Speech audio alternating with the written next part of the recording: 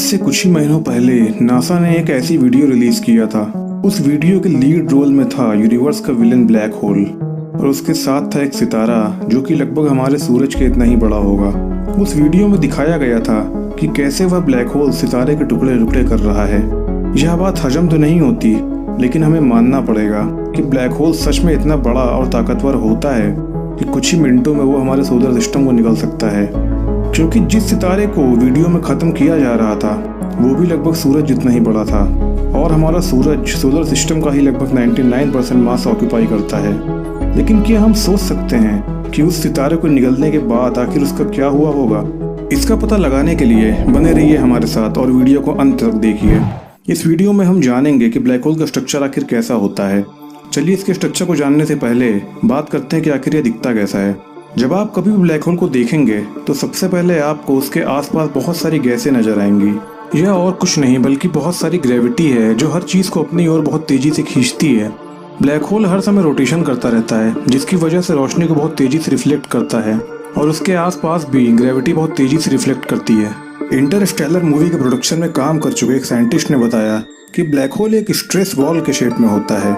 इसकी चारों तरफ बाउंड्रीज का एरिया मेन होल के कंपैरिजन में बहुत ही ज़्यादा डार्क होता है। लेकिन इसका मतलब यह बिल्कुल नहीं है कि जब आपको ब्लैक होल आसमान में दिखेगा तो वह ब्लैक ही होगा। गैलेक्सी पर पड़ने वाली लाइट के रिफ्लेक्शन के कारण यह आपको गुलाबी कलर का दिखाई देगा और ग्लो भी करेगा। लेकिन क्या होगा जब आप या आपका कोई दोस्त ब्लैक होल को देखते हुए उसी में गिर जाए या फिर यह आसमान से ग्रेविटी की मदद से हमें अपनी तरफ खींच ले? आइए जानते हैं कि ऐसा हुआ तो क्या होगा। जब आप किसी दोस्त को ब्लैक होल खींचेगा या ब्लैक होल में आपका दोस्त गिरने लगेगा तो शुरुआत में उसे ऐसा लगेगा कि उसकी बॉडी एक स्प्रिंग की तरह काम कर रही है, मतलब कि अब वो स्ट्रेच हो जाएगा। ऐसा इसलिए क्योंकि जब ब्लैक होल किसी को अपनी तरफ खींचता है तब बहुत ज़्यादा ग्रेविटी फोर्स उसके निचले हिस्से पर पड़ता है। ऐसा ही आपके दोस्त के साथ भी होगा। जब वह नीचे गिरेगा तो ब्लैक होल उसके पैर को स्प्रिंग की तरह नीचे की तरफ खींच रहा होगा। धीरे धीरे उसकी बॉडी ब्लैक होल की बाउंड्री की तरफ मूव कर जाएगी, लेकिन इसी दौरान उसका मूवमेंट फास्ट से स्लो होता जाएगा और वह बाउंड्री लाइन पर जाकर रुक जाएगा। लेकिन इसके बाद क्या होगा? ब्लैक होल एक ऐसी जगह है जहाँ पर टाइम और स्पेस दोनों कोलैप करते हैं। लेकिन क्या यह बताता है कि ब्लैक होल में जाकर हम खत्म हो जाएंगे? तो इसलिए पहले आपको जानना होगा कि आखिर इसके बारे में स्टीफन हॉकिंग ने क्या बताया था। स्टीफन ने ब्लैक होल के बारे में बहुत कुछ बताया था और इनकी थ्योरीज के according black hole radiation emit करता है और धीरे धीरे सिकुड़ने लगता है। इसी तरह सिंक होते होते वह एक दिन गायब हो जाता है, लेकिन वह उन सभी मैटर्स के साथ गायब होता है जो उन्होंने अपने बिलियंस ऑफ ईयर्स में अपनी स्ट्रॉन्ग ग्रेविटेशनल फोर्स के कारण ऑब्जर्व किया था।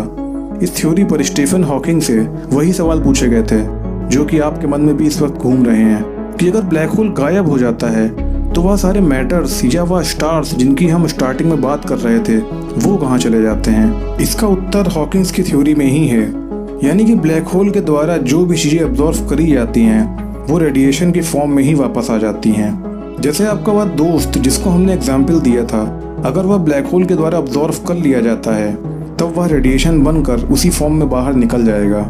इस बात का कोई ठोस सबूत नहीं है, लेकिन कई लोग इसके सही होने का दावा कर चुके हैं। डैनियल जेफरी भी उन्हीं में से एक हैं और उन्होंने इसे बोनफायर और बुक के एग्जाम्पल में एक्सप्लेन करने की कोशिश की है।